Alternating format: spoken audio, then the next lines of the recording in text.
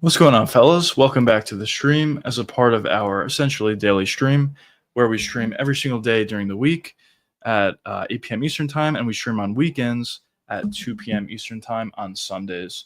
So it's fight week. Obviously, we've been waiting for this card forever. I was looking back at when I actually posted the video of my initial breakdown of Khamzat versus DDP. It's actually 5 months ago. So we knew this fight was going to happen forever. I don't think it was initially announced 5 months ago, um, but it was a pretty obvious fight that was going to happen for a while. So it's been a long time waiting for this one. Let me just set this up quick. There we go. Yeah, so it's been a while waiting for this one, and I'm happy we're finally here. Not only on Fight Week, but it's actually tomorrow. So I'm definitely excited about that.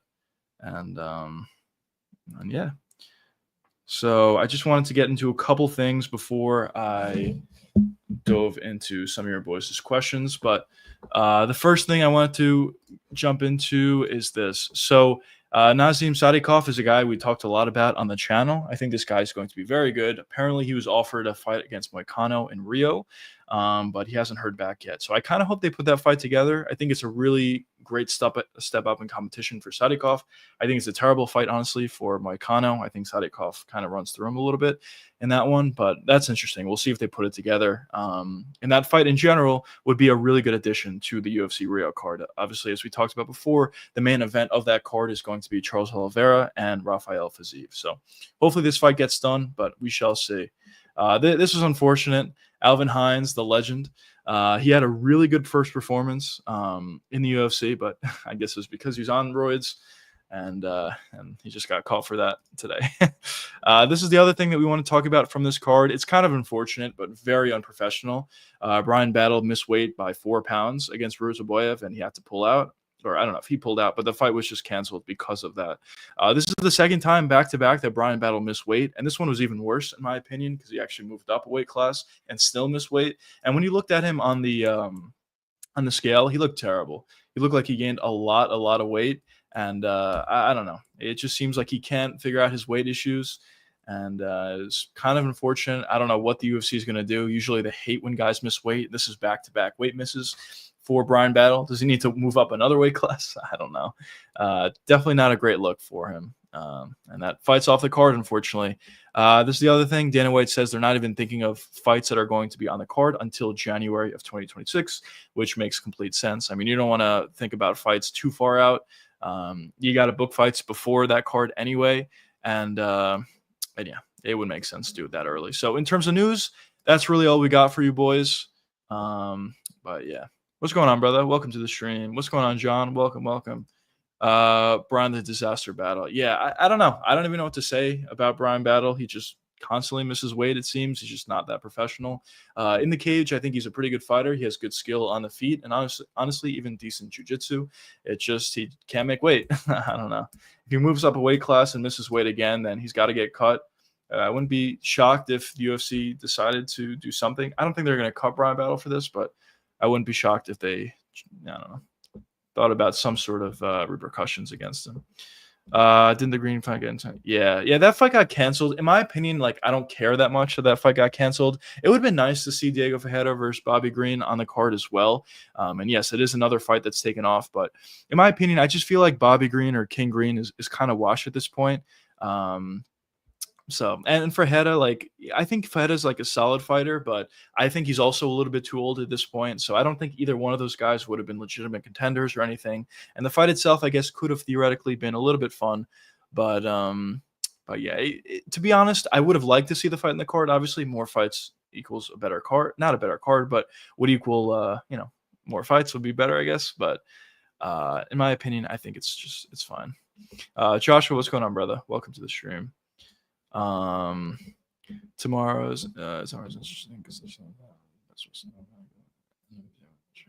yeah, it's interesting. MVP has a really weird style, and honestly, like it is kind of fair to say he's one of the best strikers in MMA, just because his style is so weird and nobody's able to figure him out. So it actually is kind of fair to say that. So it's interesting. I would love to see how Khamzat deals with DDP, and I would at the same time also love to see how DDP deals with Khamzat. It's going to be really fun, really interesting. Probably the best fight in the sport that they can put together at this point.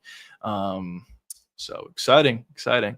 As I said before, I don't know if you boys were in here, but when I put together my breakdown of this fight, it was actually 5 months ago, over 5 months ago. So we've been waiting for this fight for a really, really long time.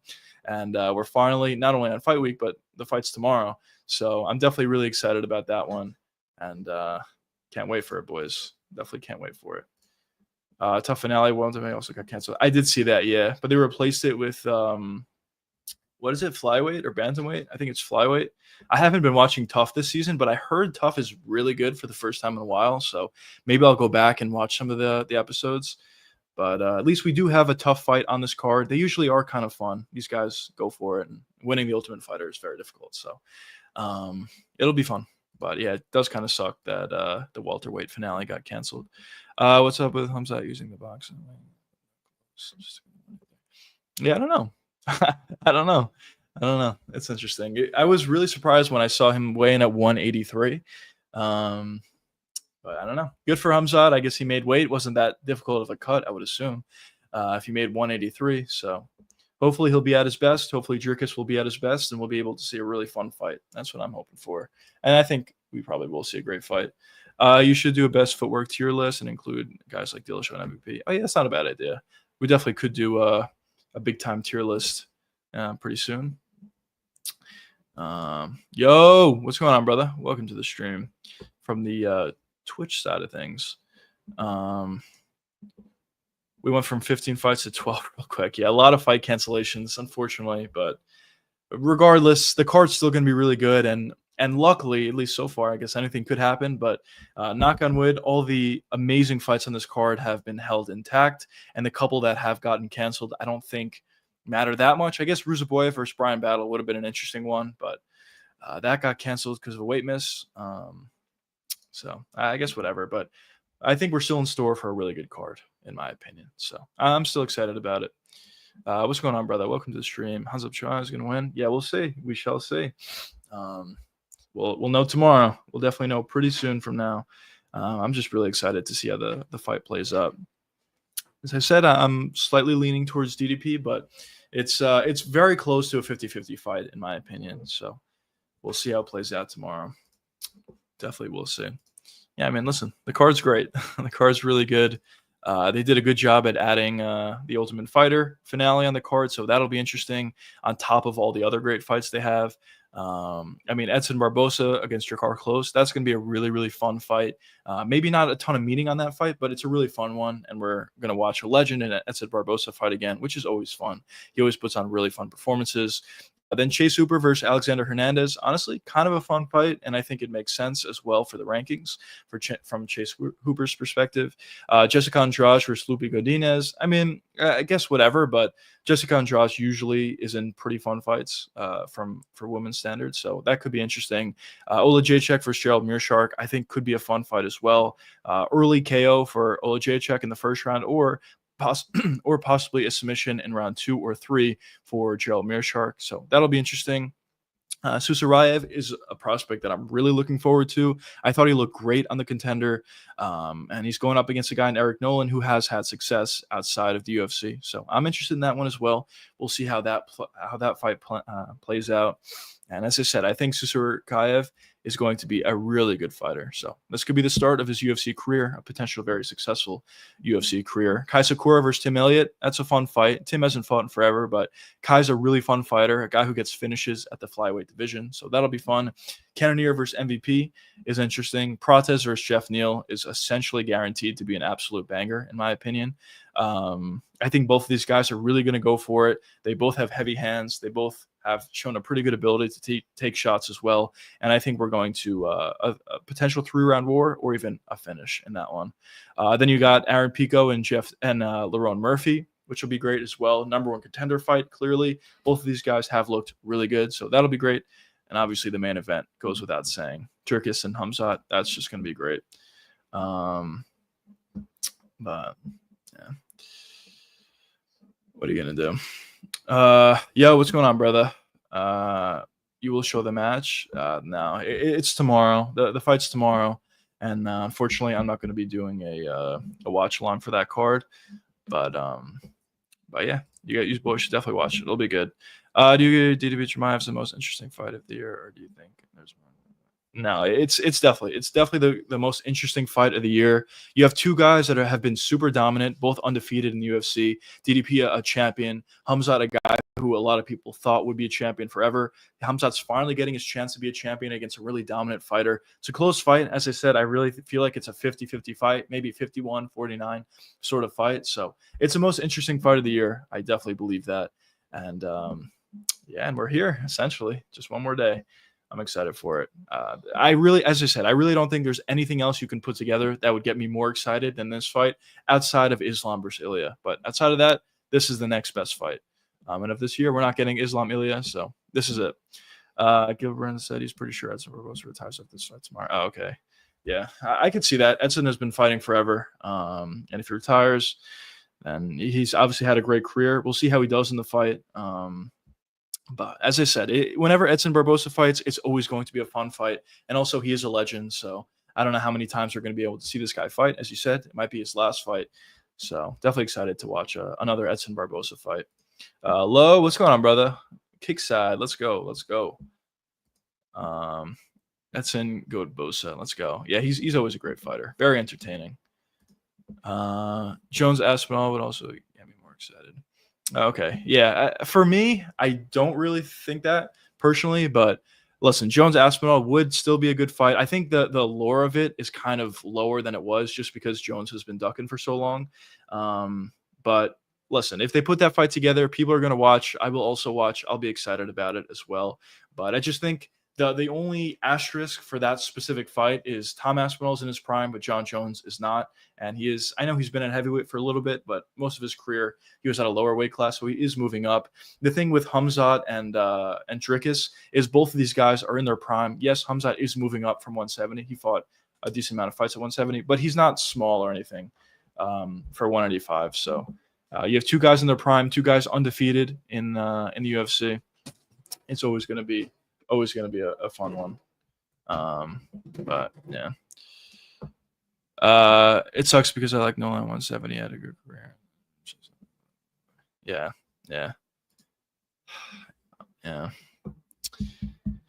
We'll see. But if he puts on, even if he loses, but he puts on a good performance, maybe he'll stick around. He probably would. I mean, usually when guys come in on short notice, win or loss, they stick around. But we'll see. We are saying vintage this time. Yeah. The Khamzat definitely made the weigh-ins fun by getting in Dricus' face, and yeah, Dricus is a little bit more quiet than he normally is, but I don't know. I don't think there's much that goes into that or that plays that much into that. So it'll be good regardless of what happened before the fight. The fight should be really fun. Taporia versus Islam's the only thing better than yeah. I agree. I completely agree. That's the only fight that I'll be like, all right, I'm more excited for that than DDP Chimaev. But listen, John Jones versus Tom Aspinall will be great. Obviously, we wanted it forever, but in my opinion, I don't think it's on the same level of DDP Chimaev or Islam versus Ilya.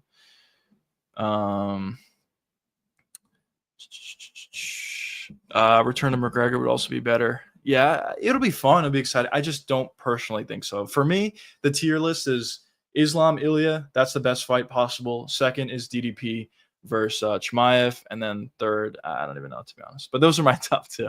The return of Conor McGregor would be huge, though, if that ever does end up happening. It seems like it honestly might, but he's been out forever. So I don't think he's on the same level as some of these other fights that we're talking about. What's going on, brother? Welcome to the stream. How do you rank DDP's grappling from 1 to 10? I'd probably say he's about like an 8.5, maybe. Like, I think he's a really good grappler, like very, very good. Maybe his wrestling is not like elite or anything, but I think his jiu-jitsu is very, very good. So I would probably say an 8.5. I think he's good. On the ground, is he going to get taken down by Khamzat? 100% guarantee he's going to get taken down. But the thing is, could he survive in the first round? And I think he could. And if he could survive in the first round, I think he wins the fight. But we'll see. Cut Brian Battle. Yeah, I don't think they're going to cut him because I think he kind of has a little bit of a lane for himself. He's not a star or anything, but he does have a couple interviews and big moments, I guess. But Yeah, if that weren't the case, I think the UFC would cut this guy. He's very, very unprofessional, missing weight back-to-back times, especially after moving up in weight this time and still missing weight. It's definitely not a great look for Brian Battle. And if he misses weight one more time, or even if he makes weight but loses his next fight, I could see the UFC cutting Brian Battle. Very, very unprofessional for sure. I'd rather see Aspinall versus Ngannou. I agree. I actually agree with that. That's the fight. I was talking about it forever on this channel that I really wanted to see it, but I don't think Dan is really going to want to work with Francis Ngannou at this point. And after the whole PFL Africa thing, I feel like he's kind of justified a little bit. But if it were up to me, I would just make the fight anyway, regardless of if Francis is easy to work with or not. Just put the fight together. You'll make a ton of money. And you can even sign him for a one-fight contract. Just make that one fight, and then Francis can go somewhere else. I just would really like to see that fight. But unfortunately, I don't think we're getting it. Then Jones, yeah. I mean, as I said, I don't think it's like – I'm obviously going to be excited for it. John Jones versus Tom if it ever happens, but not in the same level as some of these other fights. What's going on, brother? Welcome to the stream. Islam Arman was the last time I was excited for a fight. Yeah. Hopefully this one doesn't turn out the same way the last one did. It seems like we're good, knock on wood. But yeah, I'm really excited. Really, really excited. This is definitely the fight of the year, and I think it's going to be a good one. Not only is it going to be really fun on paper, but I think the fight itself is going to be really fun. I have a hard time believing this fight wouldn't be fun. I feel like it's almost impossible. But crazier things have happened, I guess. If he comes back, he'll be at the White House card. Otherwise, he will never come back. Yeah, I agree with you. I think I don't know if you're talking about Jones or Connor, but I think the same could be said for both guys. John is not coming back unless it's at the White House, and the same thing can be said about Connor.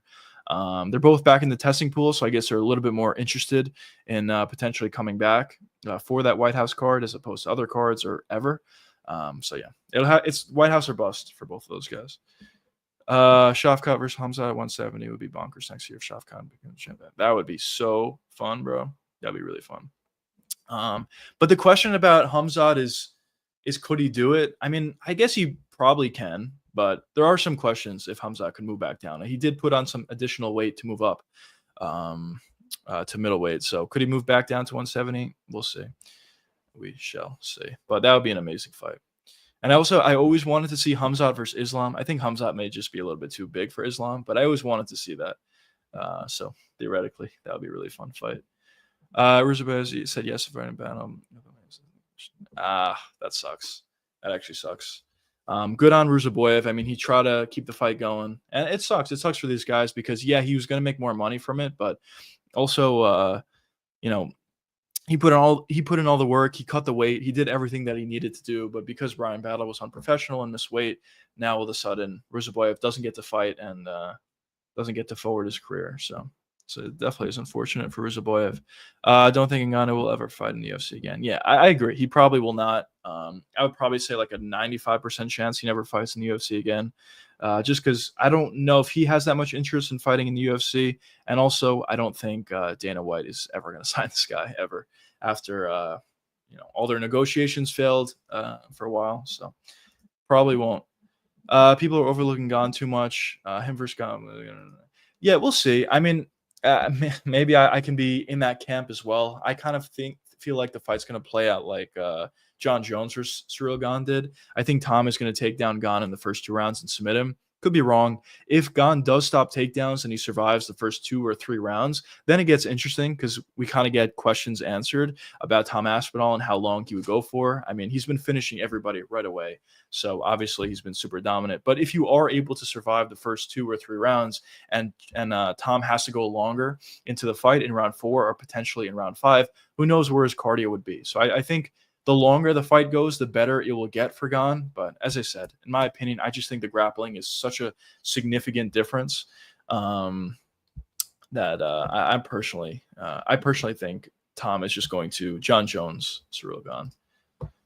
The problem is that the McGregor needs to headline the card if he becomes back. Yeah, that is the kind of the problem. Because if John Jones and Conor both come back for that White House card, like it's kind of predicament because Conor usually is going to headline a card, or he always headlines a card, and the return of Conor McGregor would be pretty big, and he probably would need to headline. But at the same time, John Jones versus Tom Aspinall is a headlining fight as well. So I don't know what they would do about that fight specifically, but I don't know. We'll see if they even are on the card. Both of them are a little bit unreliable, I'll say at this point. So who knows if we'll even see it. We all want to really go to Smith Thomas. Let's go. Let's go. Could happen.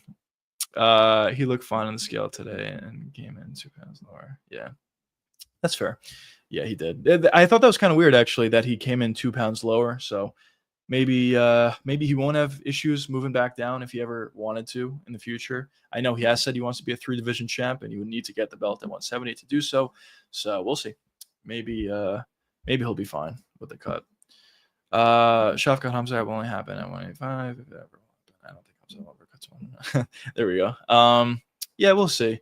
I think. I don't know. I think I kind of agree with you a little bit more, like that he won't go back to 170, but I guess I could see it happening. I mean, he's made 170 a bunch of times in the past. I know he missed weight against supposed to be Nate Diaz. I mean, what kind of fight was that? But he missed weight for that fight, and he never looked back from there. Could he ever make 170 again? I mean, maybe, but it would be a tough cut, I think, for him. Will he ever do it? Maybe, but I think he's going to stay at 185 for a while before he even thinks about moving back down, if he ever does want to. Khamzat would be absolutely crazy insane. Imagine the scrambles. Yeah, that would be insane. I kind of just think Khamzat will just be a level above, though. I mean, Islam's grappling is insane, obviously. That's really why I want to see the fight. How would he look against Khamzat? But I really feel like Khamzat's the best grappler in the UFC, definitely the best wrestler in the UFC. It just feels like he's just levels above everybody else. If you can take him longer and force him to fight in a longer fight, yeah, there's some holes there with his gas tank. But in the first round, it's tough to deal with this guy. And I think that includes Islam, personally. And also, Khamzat would be a decent amount bigger. Let's go, bro. Welcome to the stream. Excited for Khamzat tomorrow.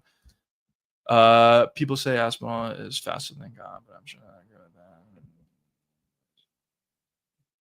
Yeah, Gon is faster than Tom Aspinall. Tom Aspinall is fast. He's very athletic for the heavyweight division, but I think Gon is faster than Tom personally, and I think he's probably more athletic. Actually, he's definitely more athletic than Tom. So yes, maybe he could have some advantages in that aspect, but usually Gon is significantly more athletic than any of his opponents. But when you talk about Aspinall, he could kind of match that, while at the same time he does have an advantage, a significant advantage in my eyes, in terms of the grappling. So I as I said, I kind of lean with Aspinall pretty significantly, but if Gon could survive early and it goes to the later rounds, it would be interesting. Dricus says the scale was when he was checking his weight. So oh, maybe, yeah. I did hear that, yeah, because Dricus weighed in like really late at the weigh-ins, which usually isn't typical. So yeah, maybe the scales were off. I mean, we have seen that in the past with Charles Oliveira. When he missed weight, he kind of said the scales were off too. So yeah, there's probably some credence to that, the scales being off. Yeah, so maybe Khamzat cut more weight than he wanted to initially. But yeah, I'm excited. I'm excited for it for sure. It seems like the whole scale thing is a little bit outdated. Just get scales that are the same throughout. Because yeah, as I said, there's been a couple of occasions where it seems like one scale would say one number and the official scale says a different number. And then the third scale, if there is one, is a different number. So yeah, you would like to see a streamline where all the scales are calibrated the same. But I guess it's a minute detail, unless you're talking about the Charles Oliveira situation. But yeah. DDP plans to wrestle Khamzat. Do you think it's stupid of him, or do you think he can wrestle? I think it's. I think it's probably not the best idea in the world to wrestle Khamzat. The only time that I think it could work out is as the fight does progress. Maybe just to tire out Khamzat a little bit. In the first round, it's not going to work out. Khamzat is just too good of a grappler and too good of a wrestler specifically to get out grappled at all in the first round. But if DDP gets to the third, fourth, or fifth rounds, then maybe you can look to grapple just to tire out Khamzat a little bit. But even then, I think it's probably not a great idea. I think what DDP probably should do is look to survive round 1, survive round 2, and in round 3, 4, and 5, if it does get there, start to strike, go to the body a lot of body kicks, a lot of pressure from DDP, and eventually find their way to a TKO victory. That's what I think his game plan should be. Is it going to happen? We'll see tomorrow. But I think that's what his game plan should be. Him grappling, I could see why he may want to in the latter half of the fight, just to try to gas out Khamzat even more than maybe he would have already otherwise been at that point. But as I said, I think DDP should probably just look to strike in this fight, regardless of what round it's in. But yeah, exciting stuff, boys, though, for sure. Really exciting stuff. Yeah, I mean, as I said, I'm really excited for the entire card. I'm just waiting personally for the main event. As soon as we get to that main event, I'm excited to put together a video of why I was right or why I was wrong.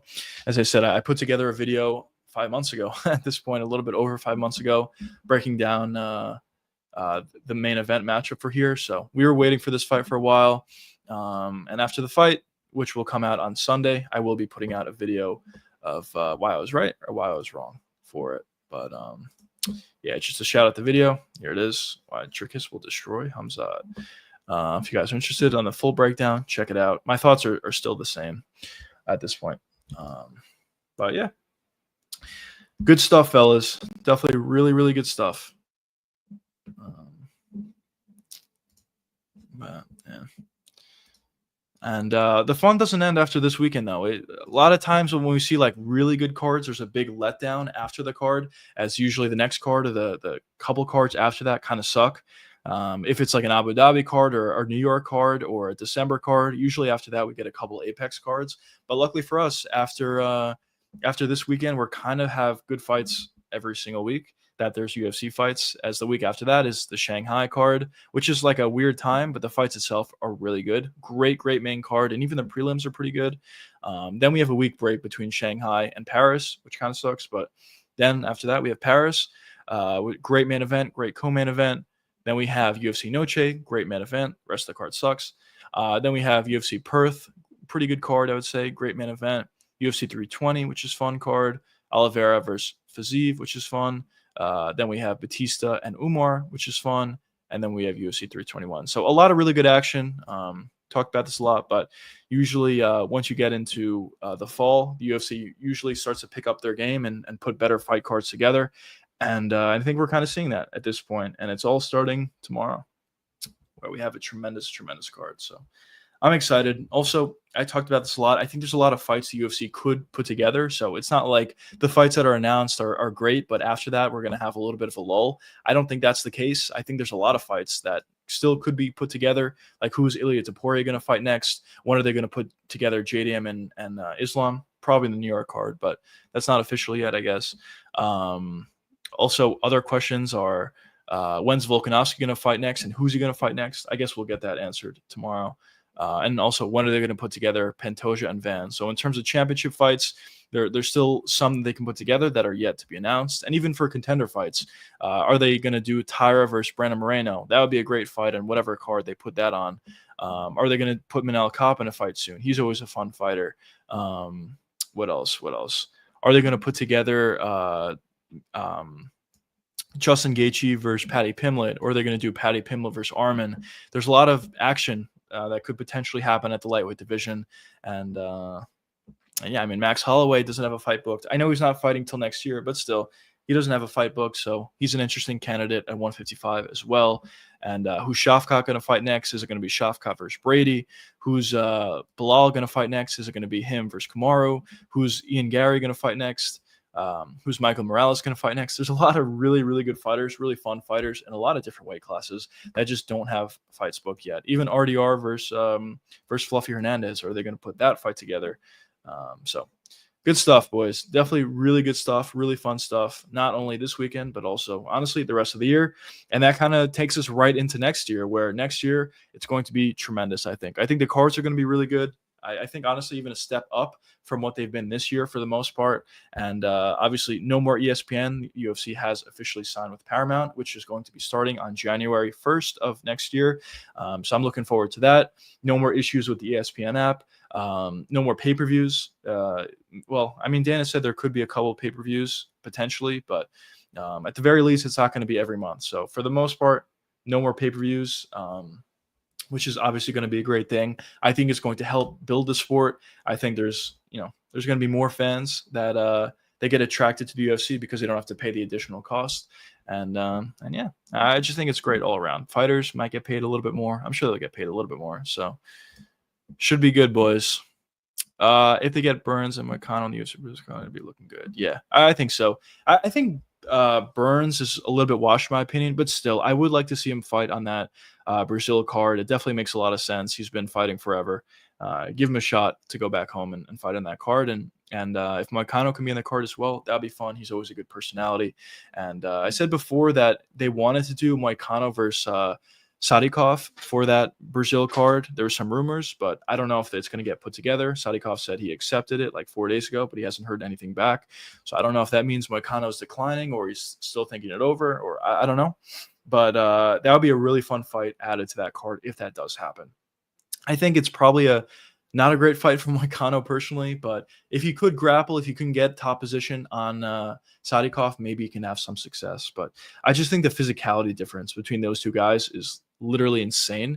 Moicano is like really not physical at all, and Sadikov, there's an argument to be made that he's like a top 5 or top 3 physical guy in the UFC. He can take shots really well. We saw that in his last fight, and he hits really hard. So I think Sadikov's going to be a really good fighter, and whatever fight they're able to put him in, I'll be watching. He's always a fun fighter, and if they do that, him versus Moicano for UFC Brazil, that'll be really fun. But yeah, I'm interested to see who they put on that card. But even already, the fights that have been announced are fine, are good. It's only been 2, but the main event is fun. Oliveira and Fiziev, and the co-main, or I don't know if it's going to be co-main, but the other fight in the card, Luque versus Ponzinibbio, is probably going to be kind of fun as well. So I have a feeling that card's going to be pretty good. I'm definitely personally excited about it. But yeah, definitely good stuff. Prediction for Charles versus Eve. I personally, I know the criticism of Charles coming back too soon, and I actually agree with that. But I personally don't think it's going to be enough. Or it's not going to matter at the end of it against Fiziev. I just think Fiziev is not really that physical. Yeah, he has great kicks, and if he can land a high kick on Charles, it could be trouble for Oliveira. But I think what Charles is probably going to do is he's going to pressure a lot, get on the inside, get on the clinch, land a bunch of knees and elbows. And we saw Fiziev have a lot of trouble in the clinch against Gaethje. And Charles's clinch game is one of the best aspects of his striking. So I think he'll have a lot of success there. And if he is able to find a takedown, which will be very difficult against Fiziev, but if he could theoretically find one, or maybe if he drops Fiziev or something, I think it's going to be big trouble on the ground for Fiziev. So I'm leaning with Charles Oliveira at this point. I do hear the criticism of him coming back too soon, and it could be a huge factor in the fight. I guess we'll see how he's able to take shots in that one. But I think Fiziev is probably not the most dangerous guy that Charles can go up against. I think there's a lot more dangerous matchups. So I'm leaning with Charles, but we'll see. Moicano and Bourne both said they don't want to fight until then. Let's go. So maybe that's why Moicano's not fighting on the Brazil card. I don't know. Could be why. Or I don't know if he's not fighting, but maybe that's why he didn't accept it yet, or maybe he's just going to decline it. Yeah. I don't know. What's the reason for that? They're going to get paid more, or there's going to be more eyes on the product?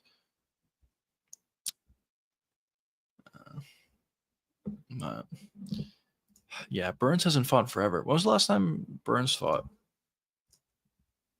Gilbert Burns. Was it against what's his face? Let's see.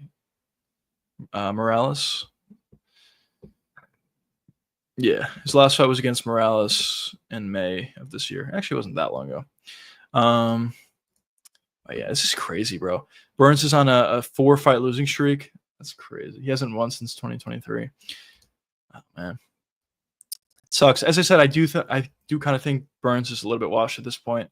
Or actually, I think he's washed at this point. But it's just crazy. When you look back just a couple years ago, Burns was one of the better fighters at the weight class. He was fighting so frequently. What did he fight, like 4 months in a row or something ridiculous, or 3 months in a row, or whatever it was.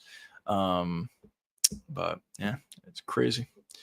Guys get older, and you never know when you're going to be washed. It can happen very quickly. And for Burns, I feel like we're kind of seeing that for him. But yeah, that's kind of a reason why I'm a little bit concerned about Joshua Van. I know he's really young right now and he looks great. I think he's going to be great for a while, but he does take a lot of damage and he does fight very, very frequently. So whenever this guy like falls off, it's going to be like a significant fall off, I think. I hope he's good forever. I really like him. He's a really fun fighter and he's a really good fighter. We'll see how he does against Pantoja. I think honestly, there's a chance he can win. Stylistically, it's not the worst fight in the world for him, but we'll see. But yeah, as I said, I think it'll be tough for him to fight like a very long career. He just takes a lot of damage and is super, super active. But yeah. Bradley, what's going on, brother? Welcome to the stream. How long until the fight? The main event, I'm assuming it's tomorrow. It's not even today. It's tomorrow. It's probably going to be at midnight Eastern time around.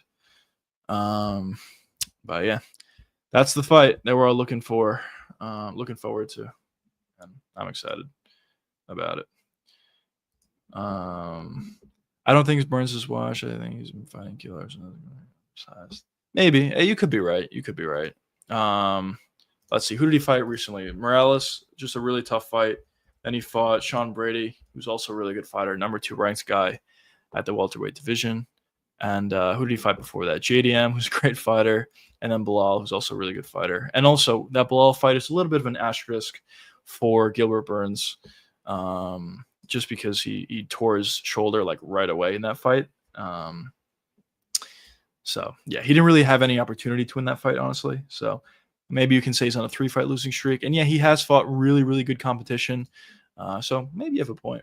We'll see. We'll see who he fights next and how he looks in his next fight. And I think that will determine it, whether or not he's washed. Because, yes, he definitely did fight really, really good competition as of late.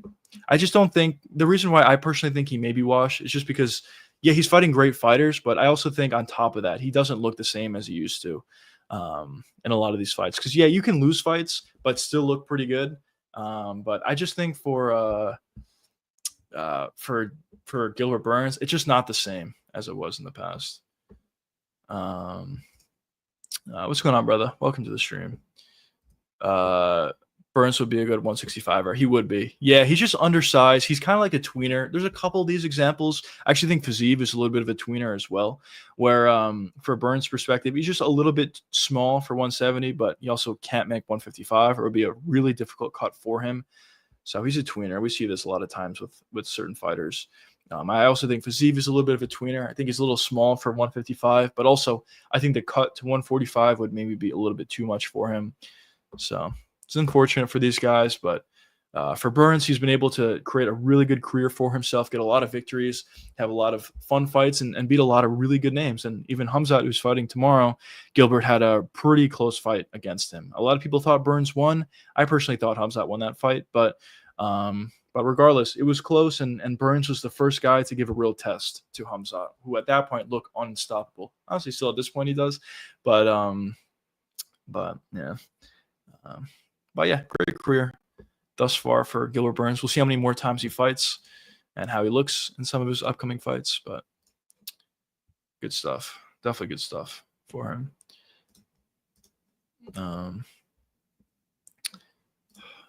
Yeah. Let's see what we got here, boys. We got anything new? News or anything like that? Let's see.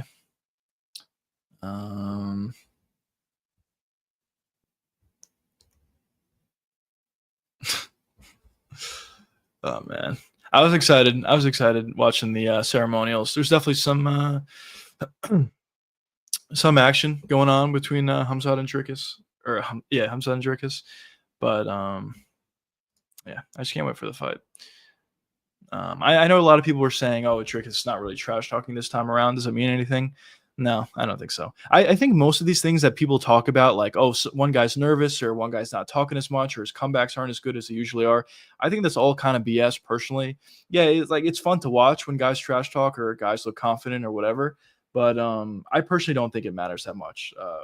It's not apples to apples, but a good example of this is I think Colby Covington and like all of his fights always look nervous walking out, but it never really panned out in the way he fights. Maybe you could say it did as of late, but I kind of just think Colby's washed. But when Colby was in his prime, he was always very nervous. If you looked at his fight versus Kamaru Usman both times, but especially the second fight after Usman showed his power, knocking out Jorge Masvidal, Colby looked really nervous going into that fight, but it didn't really matter. He fought really well, I thought. And there's an argument that fight should have been a decision. So, or decision, and that fight should have been a draw. So, yeah, I don't really buy into the whole thing of, oh, this guy looks nervous or this guy's not acting the same or whatever. Who do you think wins, Makhachev or Atlanta? I think early prediction, it's close to me too, honestly. I know the odds don't suggest that, but to me, I think early prediction, honestly, maybe JDM. The takedowns will be interesting because Islam is a better wrestler than Bilal is, but at the same time, JDM is going to be bigger than Islam, which will help him a little bit. And he showed a really good ability to stop takedowns against Bilal. So I think the grappling is going to be huge for both guys. If Islam's able to find takedowns and hold down JDM, he'll win the fight, obviously. But if JDM can stop takedowns, I think he'll win the fight. But I think JDM specifically could be a tough fight for Islam just because he has shown an ability to stop takedowns. Also on the feet, I think he has a significant advantage. Yes, Islam's striking is pretty good, and everybody always says, oh, it's underrated. And maybe it was underrated in the past. But at this point, I think it's just like fine. People know he's a solid striker, and he's shown so in a lot of his fights. But I think against JDM, JDM on the feet would do a good job at pressuring Islam, getting him alongside the cage, putting together punches in combination, and maybe landing a couple shots. And since this is a higher weight class than what Islam is used to, maybe some of the shots that JDM lands would hurt Islam more than what he's used to, and maybe JDM can even find a finish. So it's a close fight. It's kind of a binary fight. Whoever's able to establish their game plan is going to win the fight, which is true most of the time. But I think it's very binary in this fight. So we'll see. But early prediction, I kind of lean with JDM slightly. Bilal said Islam is bigger than him out of camp. Striking. Yeah. I'm actually not shocked about that. Islam is a huge 155er. But I guess my point, what I was saying is that JDM is going to be bigger. JDM probably is going to be bigger than Islam, or it's going to be close, but JDM is going to be a significantly bigger opponent than what Islam is used to. Islam is kind of used to fighting 145ers, and even when he fought Charles, who was pretty big for 155, Charles is probably not going to move up to 170. So I do think there's going to be a size difference here from what Islam is used to. And Islam is a better striker than Bilal. I probably would agree with that. But Bilal honestly did show pretty good striking in his last fight versus JDM. But we'll see. I don't know. I just think JDM will be fine. If he could stop takedowns, I think he'll be fine on the feet against Islam. As I said, Islam has good striking, but I don't think it's on the level of JDM. And usually I think a big reason, I mean, Islam has good striking, but I think a big reason for why in the past Islam was able to have success against strikers, really good strikers on the feet, was because they're always worried about the takedown. And yeah, JDM will be as well, but I don't think it's to the same level as some of these other guys personally. But we'll see. It'll be an interesting fight. It seems like it's going to take place in November for the New York card, which is exciting, but we'll see. We'll see. See when they put it together. Man, I keep seeing the thing about Bilal, or not Bilal, about Brian Battle missing weight. It's honestly insane, bro. How does this guy keep missing weight? Unbelievable.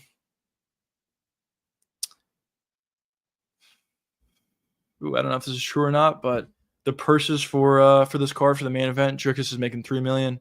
Khamzat's making $1.5 million. I don't know if that's true or not, but that's what I see. There's also PFL going on. Is there anything good in PFL chat? Usually PFL sucks, if I'm going to be honest. But anything good going on? After 3 nights, yeah, maybe. Dricus got a lot of hate. I mean, I will say Khamzat is Khamzat is a huge star, so I'm not totally shocked about the pop that Khamzat got. He's a big star, and Dricus honestly does get a lot of hate, like everywhere he goes, which is odd to me. Like I think Dricus is actually a really fun fighter, and he speaks pretty well. But yeah, maybe Bilal could have had a part in why that happened. Never know. But I'll be interested to see the crowd reaction. The crowd looked great, by the way. I will say, I'm assuming the crowd tomorrow night is going to be great as well for both the press conference as well as the weigh-ins. The crowd was packed. Amazing crowd, very passionate crowd. So I'm excited. Usually, whenever you have an amazing crowd like that, it just makes the event even better. Fights, kind of speak for themselves. But when you have a great crowd like you do in the UK when they go there, or you do in Paris when they go there, or you do in New York, or you do in some other places, it always just kind of makes it even better. Um, it just takes the fights to another level. And it seems like Chicago is going to be one of those places. It's kind of weird that they took forever to go back to Chicago. It seems like Chicago would be a relatively normal place they go to, but it's been a while. And I'm kind of happy the UFC is back in Chicago. Should be good. Should be good, boys. I'm excited for it. I saw someone comparing the three. Okay. No, I don't think so. I don't think so. It was great. It was great. Or maybe from that one comparison, maybe, but I don't think anything really compares to a Conor McGregor press conference, especially Conor versus Aldo. I don't think there's too many similarities.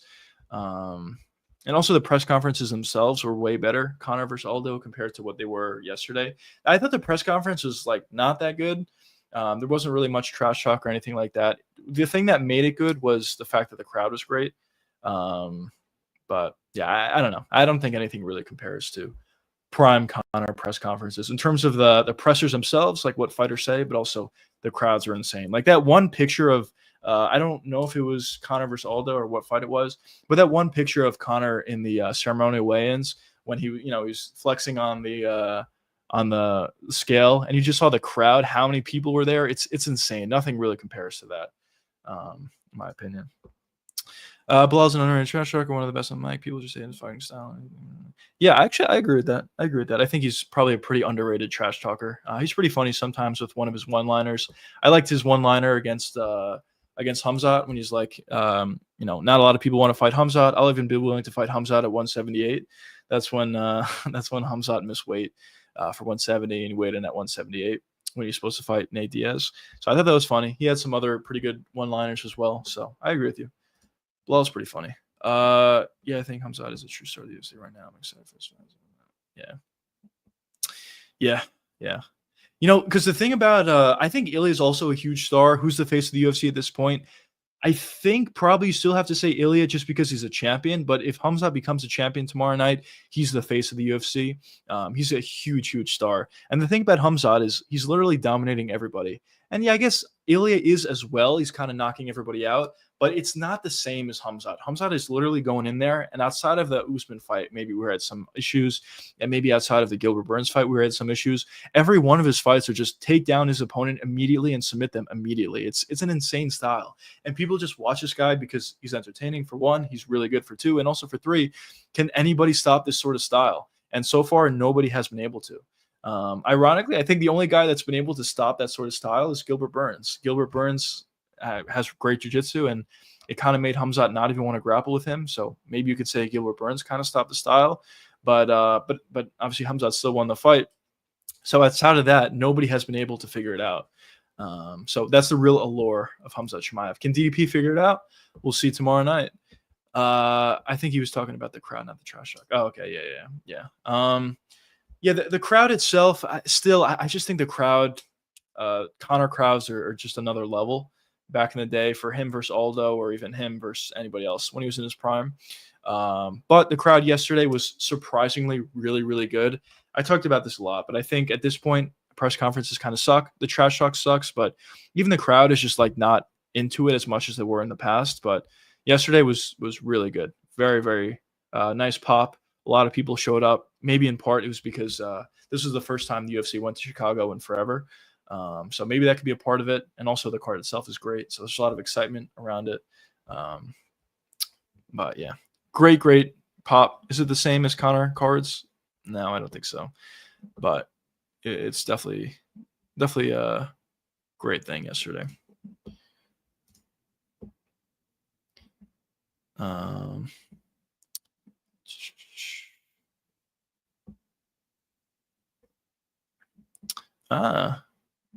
That's interesting. Somebody asked Bilal if he's willing to fight Islam, and he kind of said yes. Um, I was not expecting that. That's interesting. Um, Ali Walsh gets a KO back to the is PFL good? PFL might be good tonight, boys. I completely forgot it was on, but it might honestly be pretty good. Khamzat is more exciting than Ilya or literally anyone else because no one else goes 100% as soon as the fight starts. Yeah, that's fair. I think Ilya, in terms of entertaining factor, I would agree with you. Khamzat's one. Probably two is Ilya for me. Ilya is really exciting as well. I mean, just the fact that he's knocking everybody out. But yeah, it is different. Khamzat is different than everybody else. He literally goes 100% immediately as soon as the fight starts, gets a takedown, and submits essentially everybody. So that's where his style is just so exciting. And as I said, that's part of the allure. This guy's not going to fool around. He's going to go at it right away, find a finish as quick as possible. And nobody's been able to stop it. So will Dricus be able to? We'll see.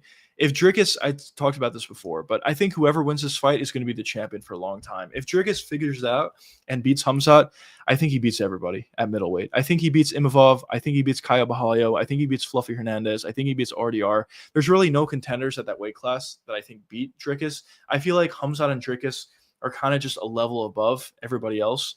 And the winner of this fight, I think, will determine who holds the belt for a while. And then if Khamzat beats DDP tomorrow, I think he'll be a champion for a while. I think he beats Strickland if they were to ever fight. I think he beats Adesanya if they were to ever fight. I think he beats RDR. I think he beats Kaio. I think he beats Imavov. Does he beat Fluffy? Fluffy is actually an interesting one against Khamzat. I think Khamzat beats Fluffy, but if Fluffy can survive round one, I think he's a real problem for Khamzat. Actually, I think if he can survive round one, he's a real problem for almost anybody. Fluffy is definitely an interesting case. But for the most part, I do think either Khamzat or Dricus will be a champion for a while. Quite a while. These guys are just really good. But when you look at the weight class, there's a lot of really good contenders. So there's no shortage of really fun fights at that weight class. Obviously, the main event we have tomorrow. Then we have Imavov and Kaya Bahali, which is a great fight. RDR versus Fluffy Hernandez, I think, should be made. Jared Cannonier, even though he's old and he's number 9, I think he's always in the mix at the middleweight division. Robert Whitaker is a little bit washed and getting older and is lower in the rankings at this point, but I think he's always a player in that weight class. Sean Strickland, we'll see where he goes from here. So a lot of good fighters. Brendan Allen, we'll see how he does. Paulo Costa, we'll see if he can make a comeback. And there's even unranked middleweights that are good. DeRitter starts as Fluffy easily, in my opinion. Yeah, we'll see. I personally, early prediction, I'm personally also leaning with DeRitter. Just because Fluffy is really, really good. The problem with Fluffy, though, I talked about this a lot, but he's a little bit weak to the body. We saw it in a couple of his fights where he got hurt to the body in the first round. Now he was able to overcome that, and if he's able to overcome that, he's probably going to beat you. Once it gets to the second, third, fourth, fifth round, he's just going to gas you out and submit you or TKO you or just win by decision. It's going to be really tough to beat this guy once you get to, let's say, round 3 or forward. But he is weak to the body. And when you look at RDR, his best weapon on the feet by far is his body knee, his step and knee. And I think that could be a huge weapon for him, specifically in this Fluffy fight. So I early prediction, I do lean with RDR as well. But if Fluffy can somehow survive the first 2 rounds, let's say, with some of the knees of RDR, then it could get interesting. RDR is also great in the ground. So that'll be something to think about even going forward later on in the fight. But so is what's his face? Who the fuck did Fluffy just beat? Roman Dolidze. Dolidze is also great in the ground, and it didn't really matter. Fluffy just will take you down and get back up. So maybe we could see a similar game plan from Fluffy going into the RDR fight.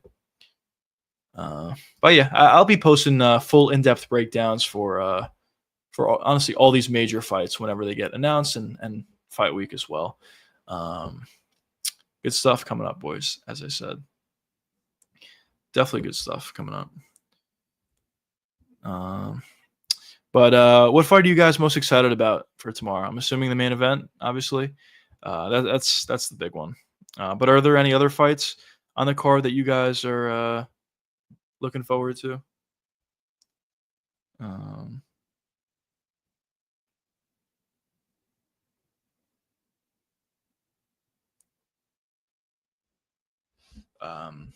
Let's see. Kevin Holland KO Fluffy with a knee to the body. RDR is the best at that. Yeah, yeah. That's what I was saying. Because Fluffy's great, but he kind of crashes into you, and he has a soft body. So I do think guys could take advantage of that, and I think RDR would actually be the guy that is most likely going to be able to take advantage of that body knee. Um, I'm interested in MVP versus Cannonier. Yeah, that's an interesting one. I think it could be a little bit boring personally, just because how I think the fight is going to play out. Could be wrong, but how I think the fight is going to play out is I think Cannonier is going to realize he's not going to have a lot of success on the feet at range, at least against MVP. So I think he's going to clinch a lot, pressure and clinch a lot, land a lot of knees and elbows alongside the fence, alongside the clinch, maybe get a couple takedowns and win the fight essentially based on control and a little bit of damage. That's kind of personally how I see the fight going, but I could be wrong. Maybe he does decide to fight MVP at range and has success there. But I think it could be boring. Don't be shocked if it's a little bit boring. And B, what's going on, brother? Welcome to the stream. Yeah, dude. I'm excited, bro. Super, super excited. I think we all are really excited for the fights tomorrow, main event, and the rest of the card as well, honestly. Best card of the year by far on paper. Best main event of the year by far on paper. And just got a few more hours, essentially, until we get to the card. Tomorrow, this time, we'll be watching the card, so I'm excited. Joshua's excited for Neil Pratis. Should be a firefight. Yeah, I think fight of the night is either going to be the main event or Jeff Neal versus Carlos Pratis. It's going to be one of those two fights. The main event speaks for itself, but Neal versus Pratis, both of these guys always go for it. If you look at any of Neal's fights, they're always exciting. Same could be said about Pratis. I think both these guys are going to move forward, meet in the middle, and whoever lands a big shot first could potentially get the win. But at the same time, both of these guys have great chins. So it could just be a decision victory, possibly for either guy, and maybe it'll just be a war, which are also really fun, or maybe it'll be a later finish. We'll see. I just think the fight is going to be great. These guys are not going to shy away. I highly doubt that. Did you see the Khamzat face-off? Yeah, I did. It seemed like they were a little bit more cordial yesterday at the press conference, but Khamzat's kind of ramping it up, which is fun. It's always fun to see those sort of things, and just makes the fight even that much more exciting. It doesn't need like beef between these two guys to build the fight, but whenever you have those moments, it just makes you even more excited to watch the fight. So I was happy to see that, I guess. It was fun. I think, except for Chimaev DDP, I'd say Imavov too, but we'll see. I think I would agree with you. I think he does lose to DDP. I'm actually fairly confident he'd lose to DDP. And I think he also probably would lose to Khamzat. But everybody else, could he beat Fluffy? Yeah, as I said, early prediction, I think he does. Who else? Could he beat Imavov? Actually, I do think he would beat Imavov. On the feet, he's at a disadvantage, but on the ground, he has a significant advantage. And I think he could find takedowns on Imavov. So I actually think he beats Imavov. Could he beat Kaya Bahalio? I think he could, but actually I think Kaya was a tougher stylistic matchup for RDR as opposed to Imavov. But I think he could beat Kaya. And outside of that, I don't think there's any real contenders that could potentially be there for RDR. Maybe Cannonier if he gets a couple wins, but Cannonier is a little bit older at this point. So I think I would probably agree with you, honestly. But yeah. We'll see. We'll see how he looks against Fluffy. I think that could be an interesting fight. If they put it together, they better put it together. It makes all the sense in the world, but you never know. There's been fights in the past that made a lot of sense, and the UFC didn't want to put it together for one reason or the other. Maybe it's their decision, or maybe the fighters didn't want to fight, or the timelines didn't work out, or the money didn't work out. Whatever it was, there's definitely been fights in the past that made all the sense in the world, but we just didn't see. The thing is, Imavov is well-rounded and has pretty big for the middleweight, but I'm not sure. Yeah, he is pretty well-rounded. Like, he does have grappling, but he's, in my opinion, he's a striker out there. He can grapple you for sure, but that's definitely not his strong suit. And I do think RDR is a significantly better grappler than Imavov. I actually don't think it's very close. So on the ground, I think RDR would have a significant advantage over Imavov. The problem with Imavov for RDR is on the feet. Imavov is really fast, has a good amount of power. That's, I think, would be the danger zone for RDR. But on the ground, I think he'll be fine. And also, the other thing is if RDR is able to find takedowns or is able to fight that clinch fight that he fought against Whitaker, I think as the fight does progress, it's going to get easier for RDR, as Imavov has shown propensity to gas out a couple times. I mean, he has gone far in a few fights and hasn't looked that gassed, but there's certainly been a couple fights where he looked a little bit gassed. So I think RDR could potentially gas him out by utilizing a lot of grappling. Um, but yeah, it'll be interesting. The division just has a lot of really fun fighters. Really, a lot of really fun matchups as well that could be put together. Um, but yeah, 1 second, boys. I'll be right back. Just 1 second.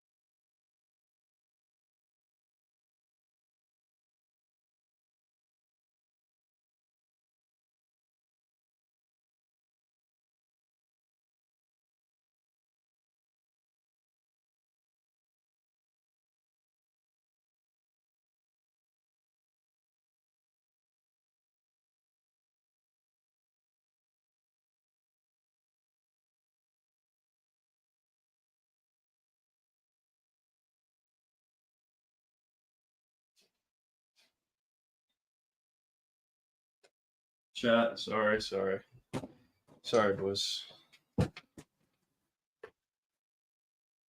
Apologize. I had to dip out for a second. What do we got here? What's going on, brother? Are you going to stream the fight? I'm not, unfortunately. I'm actually going to be going on vacation. So, for anybody who's new in here, I will be going on a trip. Usually I stream like essentially every single day, 8 p.m. Eastern time on weekdays and 2 p.m. Eastern time on Sundays. But unfortunately for the next like week and a half, I'm not going to stream that much. I'm going to try to stream like once next week, and maybe the week after I'll be back home. So I'll stream a little bit more. But for this next week, I probably won't stream that much. And for the fight, I'm not going to be home either. So I'm not going to be streaming it, but I'll let you boys know whenever I decide to stream. So Chauncey win that again, bro. Unbelievable. Khamzat was shooting a takedown to the window. Khamzat's quick take shot. Let's go. What's going on, brother? Welcome to the stream. Let's go. But yeah. But I'm excited for sure. Definitely sounds good. Let's go. Who's fighting right now? Well, the cards tomorrow, the UFC cards tomorrow. If you're talking about PFL, I have no idea. But the UFC cards tomorrow, it's Khamzat Chimaev and Dricus du Plessis is the main event, which is a great fight of the year. Co-main event is Lerone Murphy and Aaron Pico, which is a great fight. Carlos Prates versus Jeff Neal, another great fight. Jared Cannonier versus MVP, interesting fight. And Kai Sakura versus Tim Elliott, solid fight. So the card's great. But if you're talking about PFL, I don't know. Let's see. Who's fighting?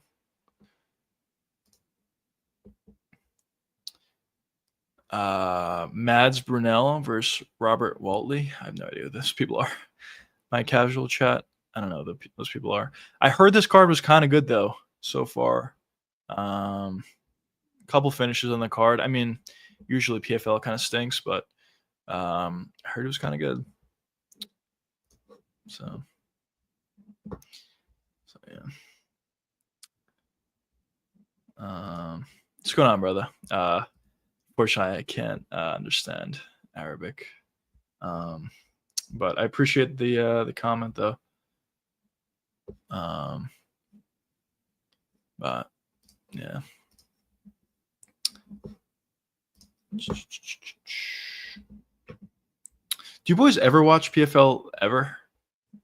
I usually don't. Usually every time that I do, I just get disappointed because the card kind of sucks.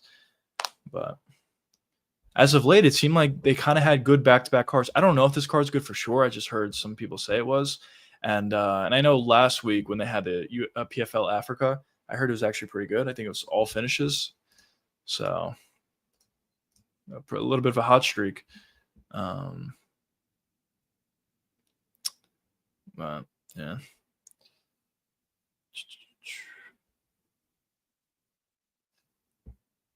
Oh, another fight added. So Colin Lacrenay was okay. Yeah, it seems like that PFL Dubai card is actually really good. So it's probably the one card I'll be tuning into. I think it'll be good. But as I said, for the most part, it kind of sucks.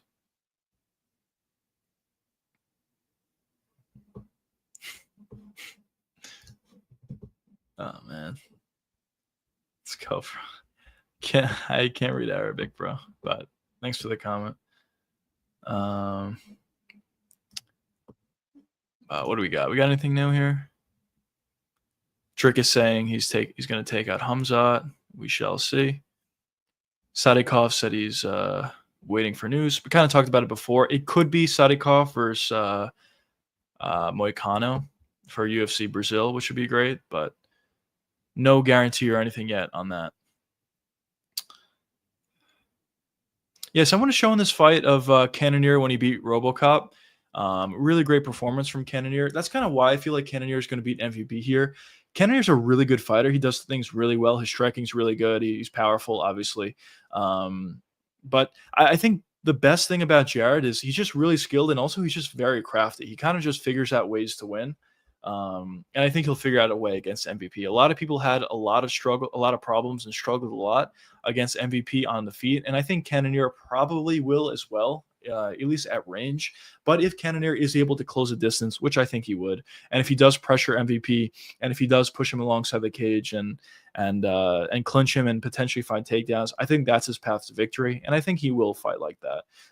He's pretty crafty. Even if early on he decides to strike a little bit with MVP and he doesn't have that much success, I think eventually, as the fight does progress, he'll start to figure it out and he'll be more successful. The thing about Cannonier is if you look at a lot of his fights, not always, but a lot of times he struggles early, or maybe he'll get knocked down, or maybe he'll get hurt or whatever. But as the fight progresses, he kind of just figures it out. As I said, not every one of his fights, but a lot of times he kind of just figures it out and just finds a way to win. So Cannonier is old at this point, but I think he's still a really good fighter, really crafty fighter. And yeah, I think there's good stuff there. What's going on? What's going on? What's up? What's up? Welcome to the stream. Just talking about this card tomorrow. Super exciting card. Definitely excited for it. Definitely excited for it. One thing that I will say, though, is I'm a little bit surprised. There's a lot more people on Dricus than I thought initially. I thought most people would just be on Khamzat. Just because he's been dominating so much, and it's fair. It's fair to be on Khamzat in this fight, just because he's been so dominant, as I said. But yeah, there's a lot of fans and a lot of fighters even on Dricus, which I thought was interesting. But yeah.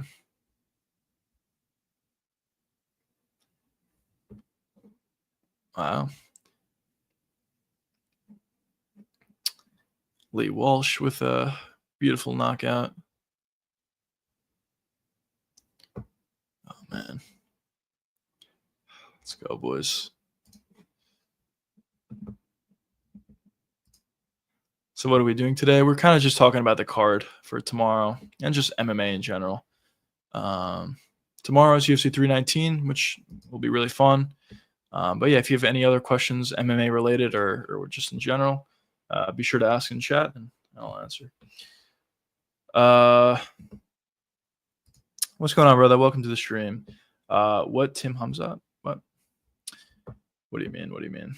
I think Bryce versus Font is the next fight to make. Yeah, I could see that. Bryce is coming off a win, a pretty close win, but he is coming off a win. And Font is as well. I think Font beat a couple of contenders, or not contenders, but young up and comers. Yeah, I can see that fight being next. I was about to ask, is Bryce ranked, but no, he's not. Font is number 9. Could you have Bryce jump up to number 9 in the rankings? Yeah, you probably could. So I don't mind that fight.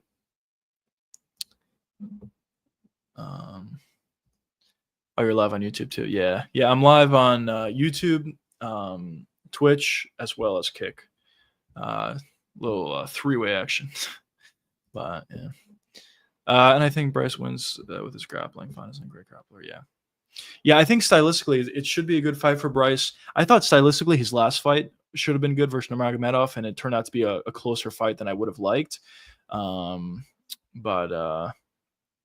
yeah, I think it probably stylistically this fight is even more in favor of Bryce against Font. So I agree with you. I think he probably beat Font if they put that fight together.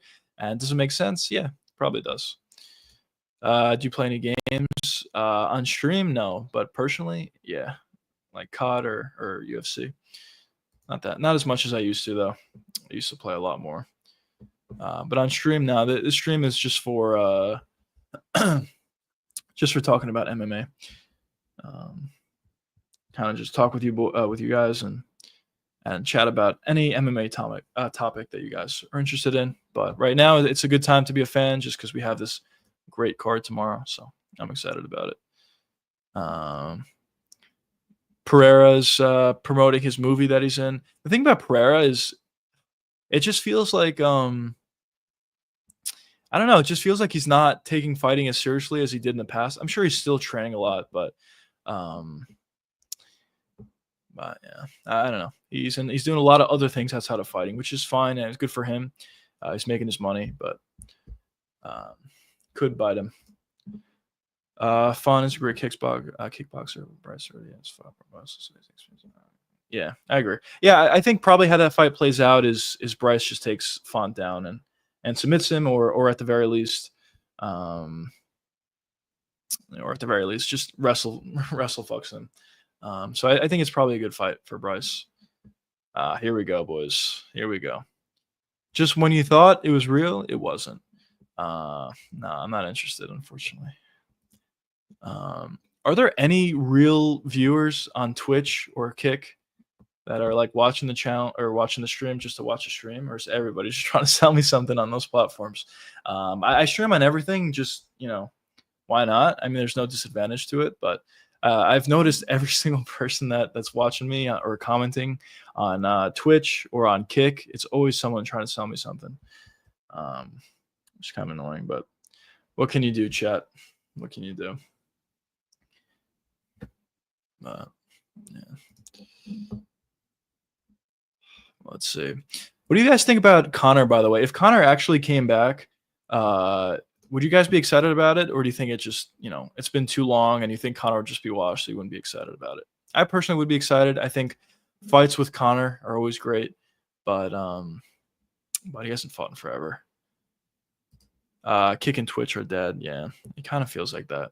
Yeah, I kind of just made an account, like, just cause, as I said, like, there's no real downside to it, but I haven't like seen any growth at all, or I don't know, honestly, outside of Kid Low, who came from YouTube, that was commenting on Twitch or watching, or not on Twitch, on Kick, and was commenting there.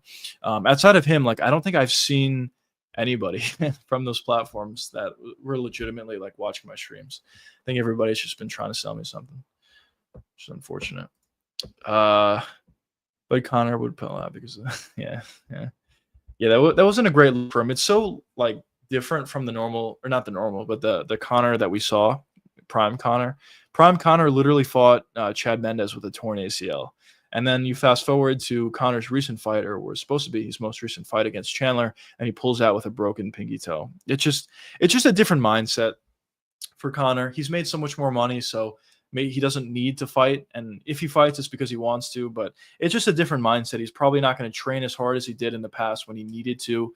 And also his lifestyle is just completely different at this point compared to what it used to be. But yeah, it's just different. He's not like this current Conor is never going to fight with a torn ACL like he did when he was in his prime. It's just a different guy. I didn't know what I'm pulling out. Yeah. Yeah. It's unfortunate. It's unfortunate. But what are you going to do? What are you going to do? As I said, listen, if Conor does come back for the White House card, it's going to be a big card. It's going to be fun watching Conor. Actually, I think he beats Michael Chandler. I really do. But I guess, if there's any sort of little injury that pops up for Conor, I feel like he's probably just going to pull out at this point because he doesn't need to fight. Why would he risk getting injured further, or why would he risk taking a loss if he's injured? He could just not fight, and he's fine financially. So it's just a different mindset for Conor than what it used to be. The White House card is going to be on July next year, right? Yeah, it's going to be in July 4th of next year. Is that on Saturday? Let's see. July 4th. Yeah, wow, that's perfect. July 4th is going to be on a Saturday, so it works out perfectly for the UFC. And card's definitely going to happen. I heard some people questioning, is it going to happen? Is it not going to happen? It's definitely going to happen. There's been too many reports. There's been too many rumors. Dana has been talking about it too much. Trump has been talking about it. So it's going to happen. They're just figuring out the logistics. And in terms of who's going to be on the card, it's just a little bit too early to even know. As I talked about before, but Dana already said they're not going to figure out who's going to be on the card until January of next year. At this point, they're kind of just working out the kinks and of how to actually put the event on. It's going to be an outdoor event, which is something that Dana usually hates because it could rain or whatever. But yeah, they're just figuring out that right now. And in terms of who's going to be on the card, we'll find out at the very earliest in January of next year. But honestly, probably even further out than that. So it's definitely a process to figure it out. I love Bryce at bantamweight. He's good there. Yeah, I think he's fine there. I didn't love his performance, I'm going to be honest, against Nurmagomedov, but I think he's probably better at 135 as compared to 145. So I think overall he'll be good, and he might even be better there. Kid Low, what's going on, brother? coming over from Kick. Bro, I got a Volk Masvidal, Dustin Poatan. Sure, Nicole. Let's go. Fuck it, why not? That's pretty cool, actually. Volk Masvidal, Dustin and Poatan. That's all fire. All exciting fighters. That's pretty fire. Yeah, Cole's got some hidden finds, some hidden steals for sure. $5, bro. That's sick. Good for you, bro. Good for you.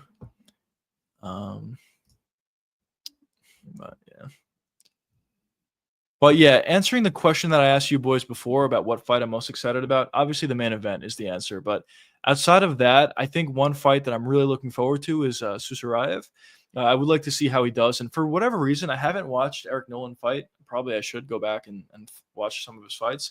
I know he's a champion in another organization. But for whatever reason, I feel like he may be kind of good. So I'm interested in that fight to see how both guys look, to be honest. But I'm assuming Susurayev is going to find a victory here, probably by finish. He looks like the truth to me. But it's been very early. I mean, he didn't fight great competition. So that's a fight that I'm really looking forward to and really interested in. Outside of that, Jeff Neal versus Prates, I would say I'm really excited about. Am I really interested in it? Yes, I'm interested in it. But I think we kind of know what's going to happen in that fight. These guys are just going to go at it and go just be in a war. Pico versus LeBron is one that I also am looking really forward to. Just because it's a number one contender fight. Also, I kind of want to see how Pico looks. How is he going to transition to the UFC? Guys who have done so recently have not done a great job at it. Could Pico turn the tide, or would he be the same as everybody else? There's so many fights. It's just really fun. On fight night, it's literally going to be like that. You watch a fight, it's going to be like, oh, that was a great fight. Then the next fight is going to be a great fight. Then the next fight is going to be a great fight. It's just going to be a great night, I think, hopefully, knock on wood. But I think we're in store for a lot of great ones. I'm looking forward for the Barbosa fight. Yeah, I heard Joshua say earlier that Gilbert Burns said this might be Barbosa's last fight. So if that is true, of course, I'll be looking forward to watching Barbosa again. And he's had an amazing career. He's had a lot of success. All of his fights are really exciting. Even at this stage of his career, it seems like he's probably on rocket fuel. But regardless, his fights are always fun. And Barbosa definitely is a legend. So his fight against Drakkar Klose is going to be a banger as well, I think. So that's going to be a great one. Regardless if he retires or not, it's going to be a great fight. So I'm always looking forward to an Edson Barbosa fight. And I'm happy, they both They both made weight. Everything looks good so far. Hopefully everything will plan out according to plan.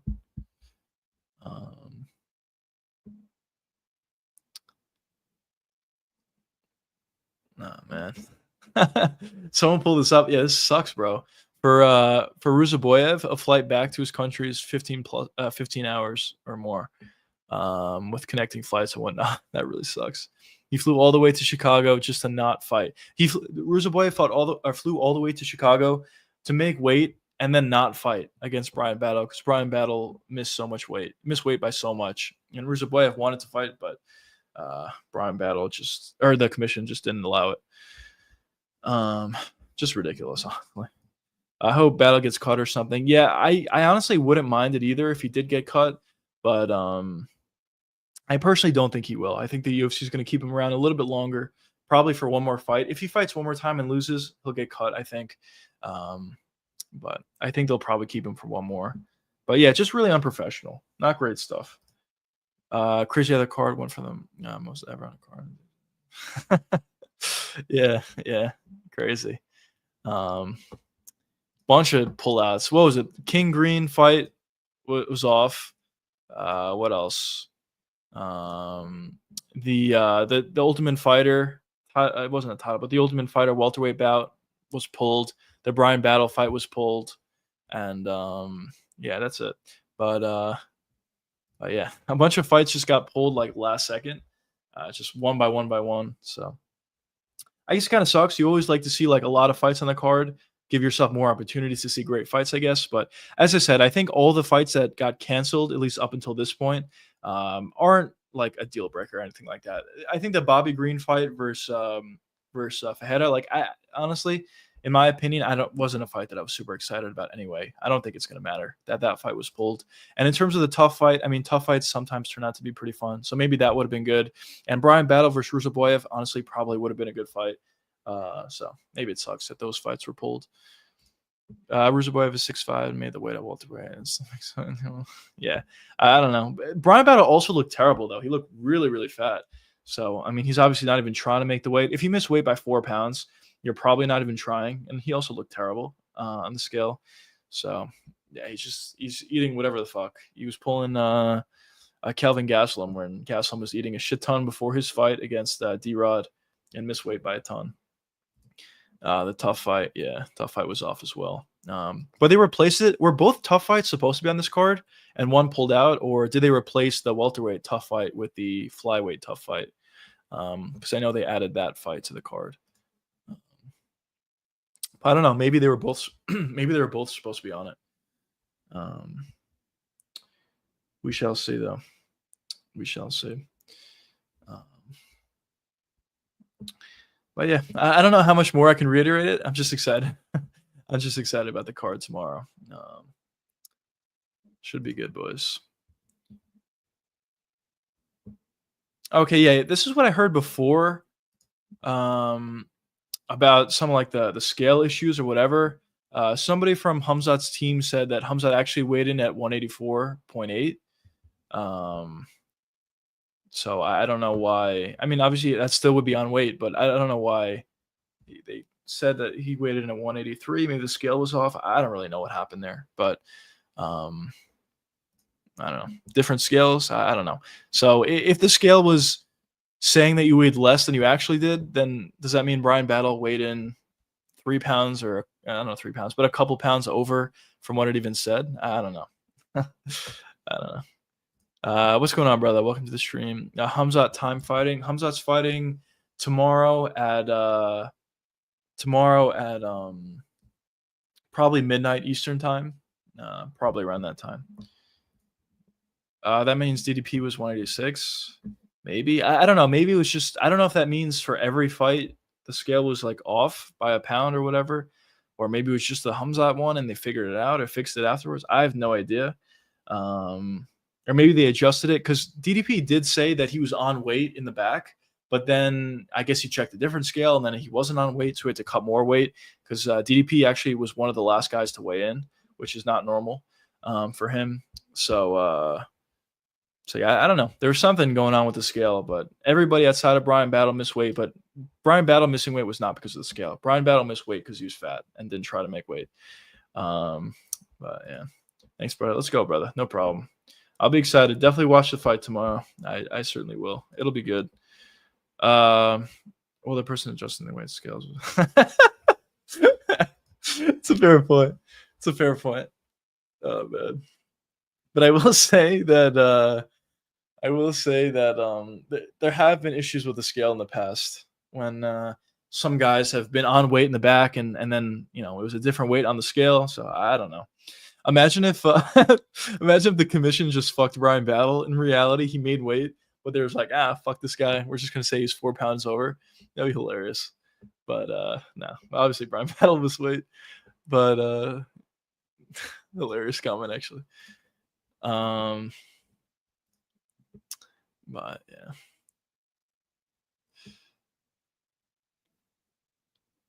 Unfortunate tweet. Ruzaboyev weighs in at 185. Doesn't matter.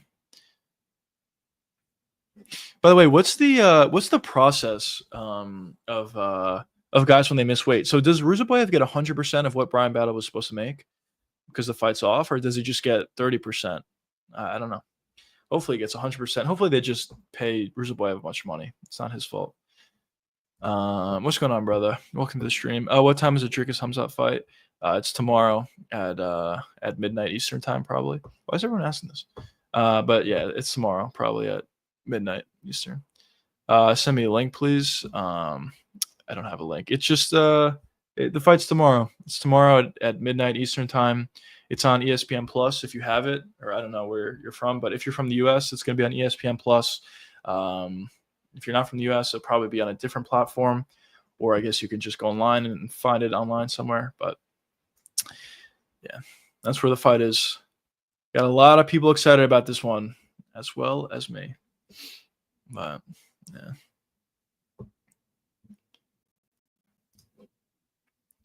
Let's see. What do we got in the old Twitter?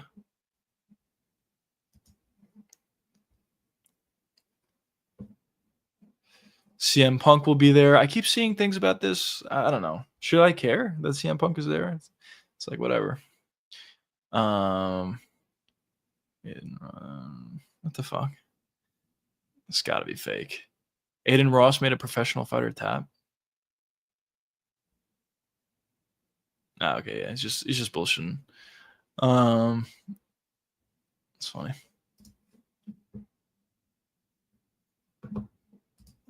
Which women's fighter are you most excited to watch this weekend or in general? This weekend, what do we have? Just one? No, we have two. Well, this weekend it's got to be Jessica Andrade versus Lupi Godinez. But in general, it probably what the fuck's her face? Amanda Nunes and why am I blanking out? Amanda Nunes and Kayla Harrison. That's probably the answer in general. You gotta catch a flight, aren't you gonna sleep? Yeah. My flight is early, boys. Really early. It's at 8 a.m. So yeah, I gotta catch that flight. But the good part about it is I'll be there with plenty of time, so I'll be able to settle in and hang out a little bit, and then I'll watch the card that night. So it's good. I'm excited about it. And I even though I'll be away, I'm definitely going to make the why I was right or why I was wrong sort of video that will be posted on Sunday. The point of that is not really to say like I was right or wrong, but the point of those videos are just to give a recap of the main event, and it's one that's really exciting. So more than the Brazilians, yeah. I mean, I'm not that big of a fan of these Brazilians, but Jessica Andrade is Brazilian, but I'm kidding. I know what you're trying to say. But yeah. In terms of entertainment factor, yeah, it'll probably be the Andrade one.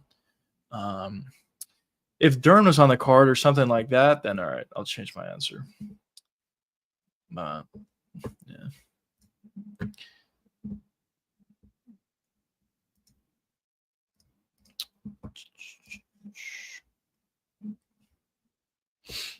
What do we got here, boys?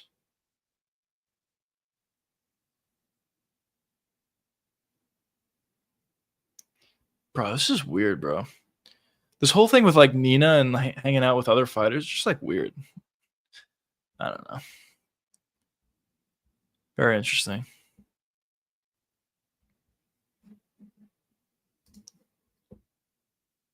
Very, very interesting. Oh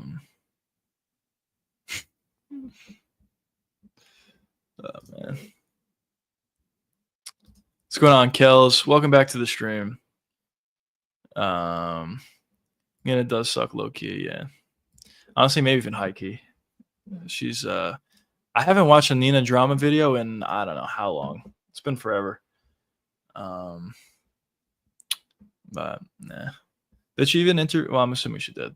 I'm assuming she interviewed these fighters, Khamzat and Dricus. But I don't know, just like outside of like a lot of things that people complain about, she's just like not entertaining at all to me.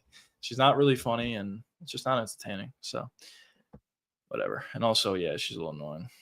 No, it's high key. Yeah, it is high key. She's annoying. Just like I don't know, she's annoying, but also just like weird. She's like weird behavior. I don't know.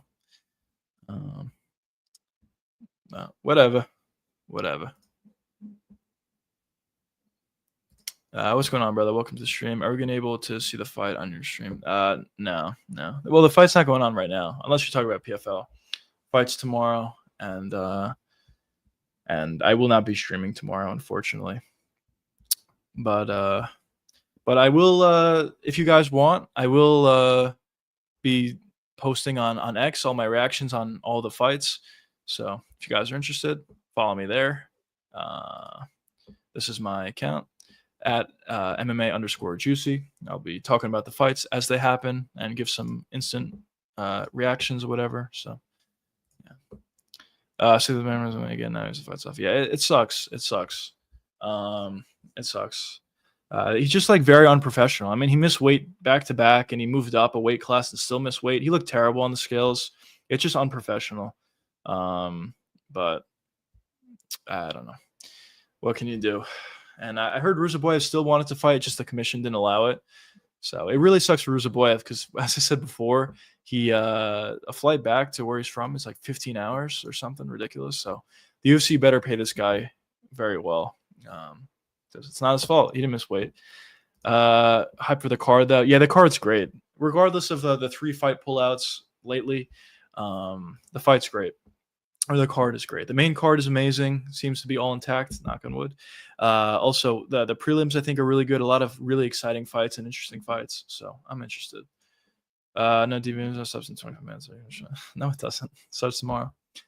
Tomorrow, bro. Yeah, the fight's tomorrow.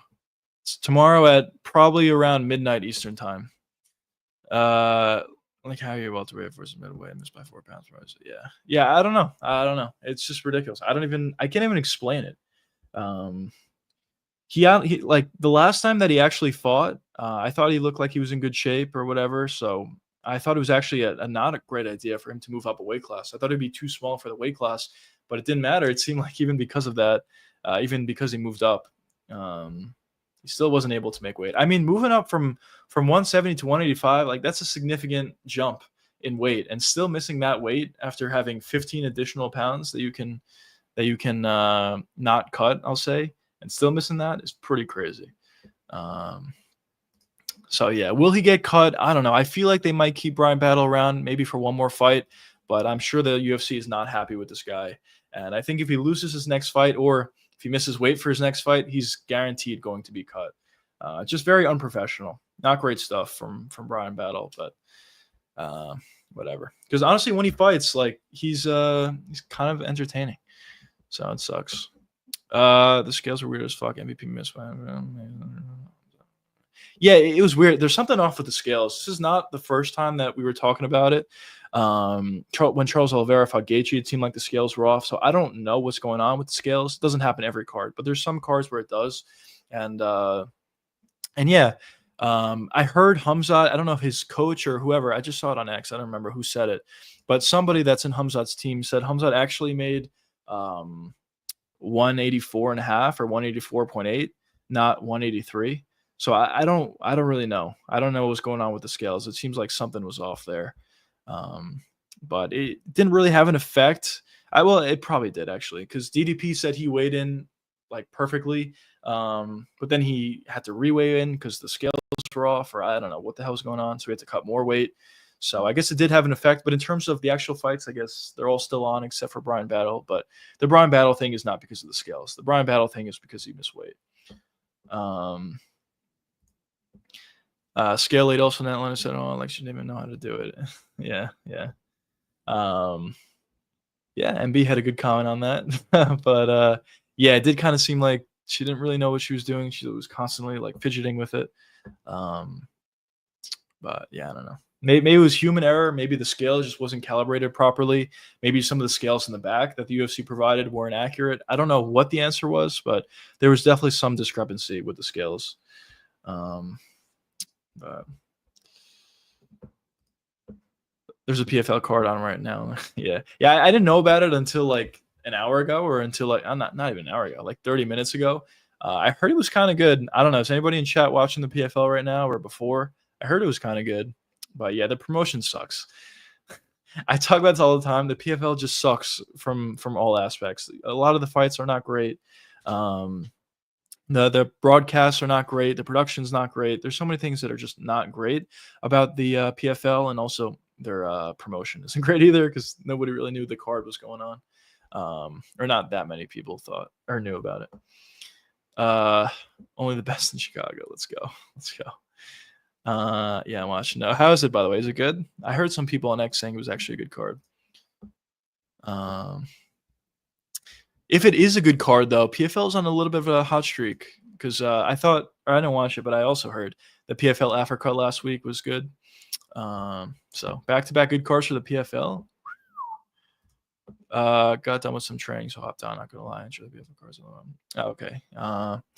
Yeah, I mean, listen, I will watch a PFL card if I'm not doing anything else. I just personally don't love the production. I think the production's a real big issue with the cards. Also, a lot of the fights I feel like are not great. I mean, there's the occasional card that will turn out to be really good. Actually, one of the better fights that I've seen in a while is Van Nieses or whatever the guy's name is when he got the rear naked choke in the last 10 seconds. It was an insane comeback. That was a great fight. But outside of that, and outside of Usman Nurmagomedov fights versus Paul Hughes, that fight, there's not like too many fights that I'm like blown away by. But listen, as I said, if I'm not doing anything else, honestly, I know I bash in the PFL a lot, but I probably will watch a card. I'm not doing anything. I can't say I'd only been like home for about 30 minutes. Okay, yeah.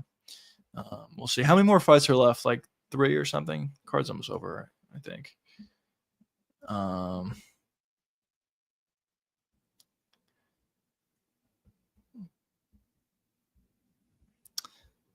Yeah, everyone's posting about Brian Battle. 3, yeah. Should I pull it up? We'll do a little bit of a watch along here for the PFL, or do you guys not care? What's going on, brother? Welcome to the stream. Fight time. What's going on with this question today? The Khamzat fight is tomorrow at midnight Eastern time. Probably. It's probably gonna be around that time. Johnny M. Lynch is a starlet.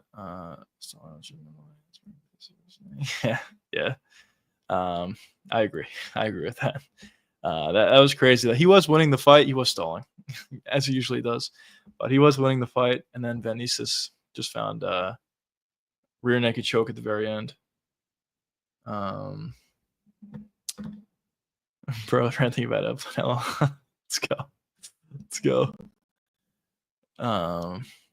But yeah, that turned out to be a great fight in the end.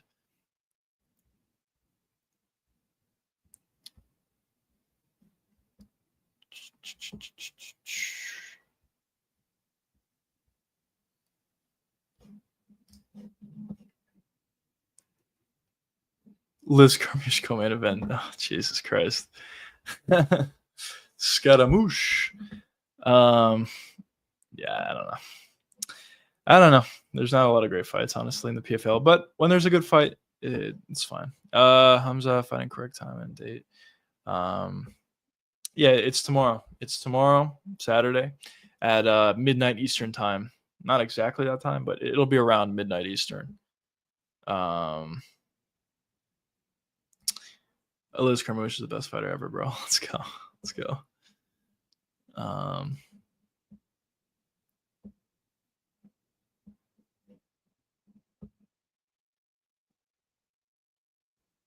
the fuck?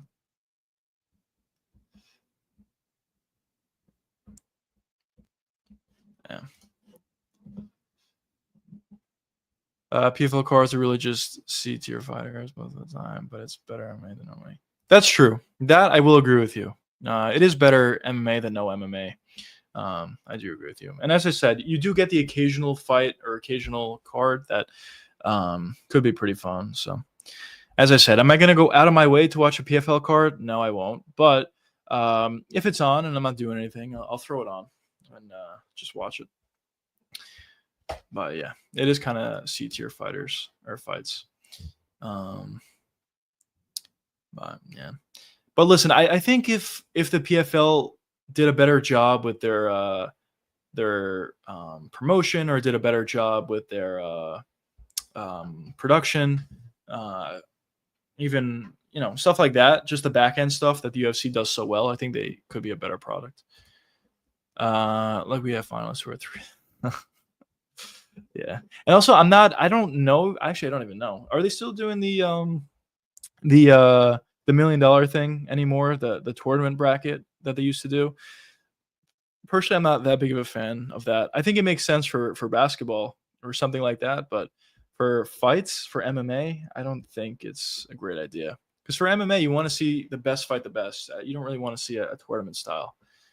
So I'm not a huge fan of that sort of thing. And another who's 2-1. Yeah. Well, probably what the PFL is doing. I mean, the 3-3 thing is kind of ridiculous, but guys that are like 3-0 or 2-1 or something like that, Maybe they're just trying to find talent. They're trying to beat the UFC to it. I don't know. But it is kind of funny having fighters with those kind of records fight on a professional organization. The second leading MMA organization have guys fight like that. Guys with records fighting on it. Yeah, they are. Yeah. I don't know. I mean, it's good for the winner of it. They get $1 million, so good for them. But I just don't. I'm not a huge fan of it. I want to see the best fight the best. And even though the PFL roster is not amazing, there's still fighters or fights that you would like to see, and you're kind of missing out on it. Um, but yeah, will you stream the fight when it's on? No, unfortunately, I'm going away on vacation tomorrow, so I won't be streaming the fight. But if you want, follow me on X. I will be posting about the fights as they happen. I'm at MMA_juicy. But yeah, I won't be. I wish I was, but welcome to the stream anyways. But yeah. But yeah, boys. Yeah, we've been streaming for around like an hour 45, hour 46. It's been a great stream. I appreciate everybody for being here. Obviously, a lot of excitement for the card tomorrow. A lot of new faces here, so welcome to everybody. And yeah, but I think I may hop off at this point. I do got to get a flight pretty early tomorrow, so I'll see you guys when I see you guys. I mean, videos are going to be the same Monday, Wednesday, Friday. No change to videos. In terms of streams, I'm not going to be streaming the same schedule for the next week and a half, but I'll let you boys know on X, and I'll let you boys know on the post feature on YouTube when I do end up streaming. I'll probably stream like once next week. So be on the lookout for that. I'll let you guys know when I decide to. But anyways, I'll see you boys in probably a week or so. But anyways, peace out, fellas. Hopefully we get a good fight tomorrow. Good card. Think we will. But yeah.